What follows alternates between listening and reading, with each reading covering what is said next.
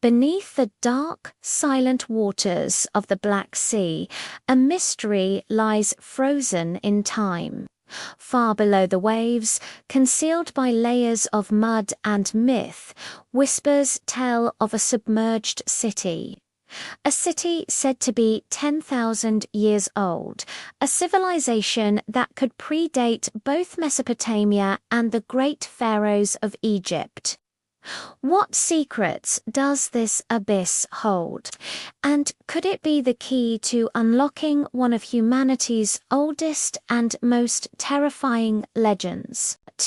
This is the real story of the 10,000-year-old city beneath the Black Sea.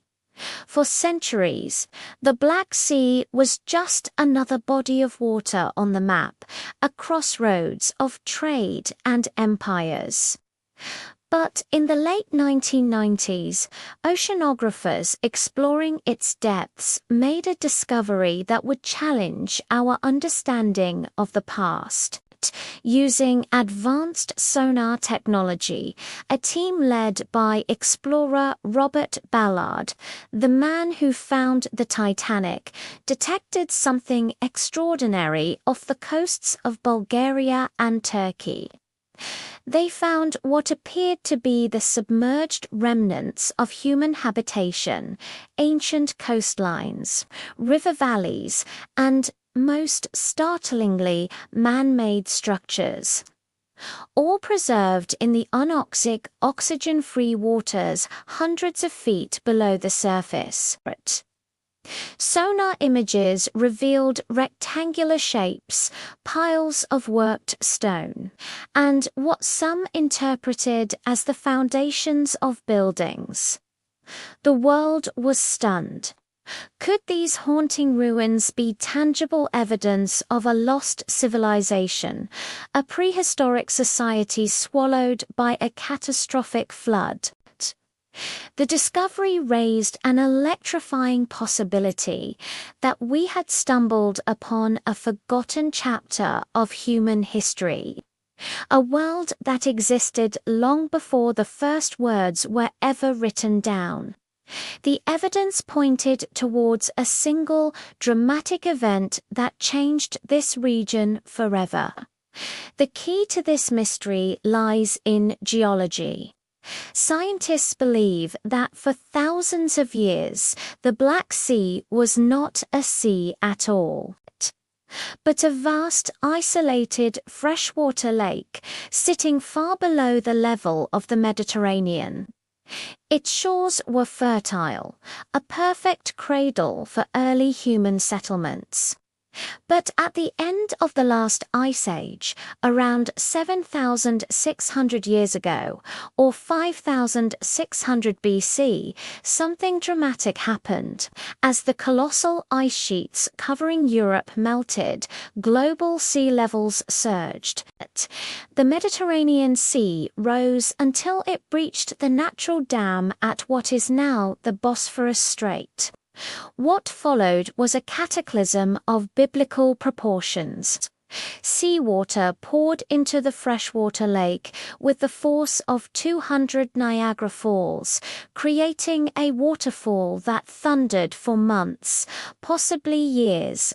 The lake's water level rose by several inches each day, flooding over 60,000 square miles of land. Tiny villages, settlements, or cultures that thrived along its shores would have been utterly annihilated, drowned beneath the rising tide.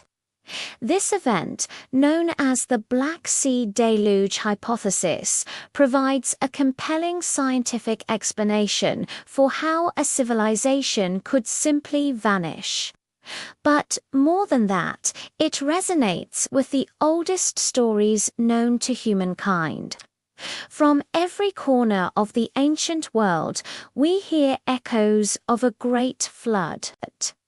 In Mesopotamia, the Epic of Gilgamesh tells of Utnapishtim, a man who builds a great ship to survive a deluge sent by the gods to wipe out humanity. In ancient Greece, the myth of Deucalion and Pyrrha describes a similar event. and most famously, the biblical story of Noah's Ark narrates a global flood that washes the world clean. For millennia, these tales were considered myths, moral allegories, or fables. But what if they were something more? What if they were distorted, collective memories of a real traumatic event passed down through generations? The Black Sea flood would have been a terrifying spectacle for anyone who witnessed it. Families and tribes would have been forced to flee inland, carrying with them the harrowing memory of the world they knew being consumed by water.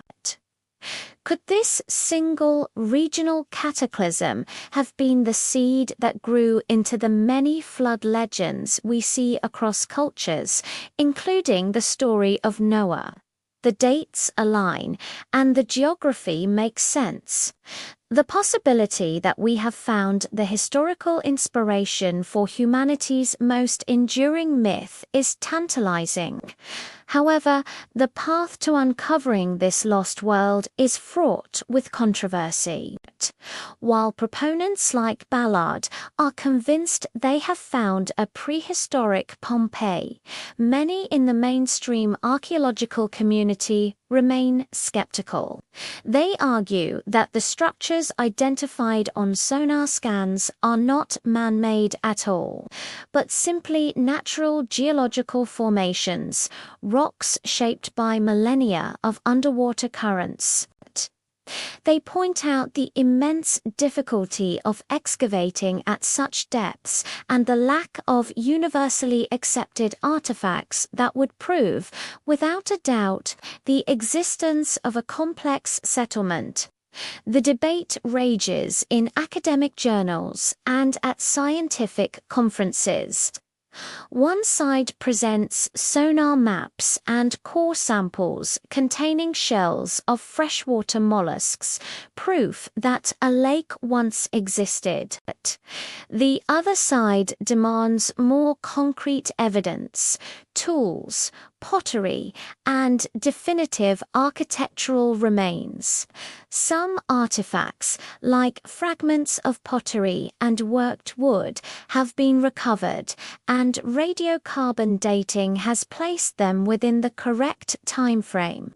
But are they enough to confirm an entire city? The truth remains buried, caught between compelling theory and the rigorous demands of scientific proof. It's a mystery cloaked in sediment and secrecy, challenging us to decide where geology ends and archaeology begins. If the structures in the Black Sea are proven to be the work of human hands, the implications are staggering. It would fundamentally rewrite the timeline of human civilization. We've long been taught that urban society began in Mesopotamia around 4000 BC. But a 10,000-year-old city would push that date back by thousands of years, suggesting that organized, settled life began far earlier than we ever imagined. It would mean that a sophisticated culture capable of building permanent structures thrived and was then erased from history, remembered only in fragmented myths. This lost world beneath the waves forces us to ask profound questions. Who were these people? What was their culture like? Did they have art, religion, a social structure? Are they the ancestors of the people who later built the great civilizations of the ancient world?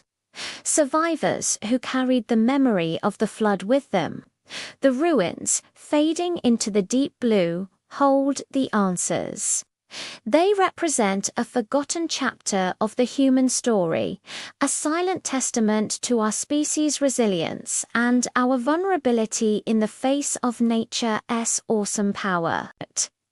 The search for this city is more than an archaeological quest. It is a search for our own origins. What if the stories of the flood were not myths, but memories? Thank you for watching. If you're fascinated by the mysteries of our ancient past, be sure to subscribe and click the bell icon so you never miss a new investigation.